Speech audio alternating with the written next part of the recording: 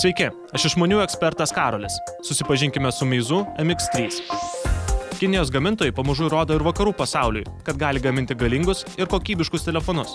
Vienas tokių gamintojų yra Meizu. Beje, MX3 modelis yra tikrai vykęs ir tuoj papasakosiu kodėl. Pakuotėje mūsų laukia telefonas, įkroviklis ir USB laidas. Tik užmetus akį į Meizu MX3 iš karto tampa aišku, kur gamintojas ieškojo įkvėpimo dizainui. Telefonas labai panašus į iPhone modelius, gal ir nelabai originalu, bet reikia pripažinti, kad šis išmanusis atrodo tikrai gražiai. Visas priekis pagamintas iš lygaus stiklo, nugarėlė išgaubta, todėl maloniai priglunda prie delno. Kairėje pusėje yra garso reguliavimo mygtukai, viršuje įjungimo mygtukas ir ausinių jungtis, o apačioje micro USB jungtis. Paprastai telefono galinis dangtelis atsidaro, jei jo baterija yra keičiama. Atidarius Meizu MX3 randame micro SIM kortelės jungtį ir tuo pačiu galime pasigrožėti nekeičiamą bateriją. MX3 ekranas yra 5,1 colio, visai tokio padydžio kaip ir Samsung Galaxy S5. Tik dėl labai siaurų kraštelių MX3 yra šiek tiek mažesnis.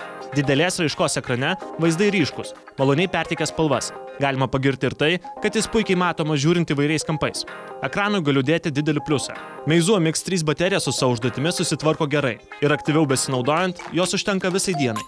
Dar vienas šio išmanio privalumas – greitis. MX3 turi Samsung procesorių, kurį galima rasti kai kurioms rinkoms skirtame Galaxy S4 modelyje. Taigi galite būti ramus, kad jis jūsų nepaves ir veiks sklandžiai. Mane kiek nustebino tai, kad Meizu atkreipia dėmesį į telefono vėsinimą. MX3 viduje yra metalinis rėmelis, kuris efektyviau išsklaido šilumą ir taip dar labiau pagerina telefono veikimą. Šio išmanio savininkui prieinama kiek daugiau nei 12 GB laisvos vietos. Atminties gali pritrūkti tik patys reikliausi, mėgstantis telefone turėti daug dainų ar filmų. Deja, microSD atminties kortelės MX3 nepalaiko. Meizu į telefono valdymą pažvelgia kiek kitaip neįprasta ir sukūrė savo operacinės sistemos variantą FlymeOS. Iš tiesų tai yra operacinė sistema Android, kuriai Meizu suteikia daug operacinės sistemos iOS elementų. Pavyzdžiui, kaip ir iPhone modeliuose, visų įrašytų programėlių piktogramos atsiranda iškart ant darbalaukio. Mano nuomonė, tai operacinės sistemos Android įrenginiams netaip gerai tinka. Ekranas tampa perkrautas valdikliais ir piktogramomis. Tačiau daugumoje atveju Meizu neprašovė ir pasiėmė smagiausius elementus iš abiejų operacinių sistemų. Beje, kai kur galite surasti ir įdomių lietuviško vertimo variantų. Apskritai MX3 valdymas išskirtinis ir reikia laiko prie jo priprasti, bet jis tikrai paprastas, funkcijos lengvai pasiekiamos. Beje, Meizu gamindami modelį MX3 atkreipia dėmesį ir garso kokybę. Dėl įmontuoto garso atkūrimo lusto Wolfson galima mėgautis ypač sodriais garsais ir per garsiakalbį, ir per ausines. MX3 gali pasigirti Sony gamybos 8 megapikselių raiškos kamerą.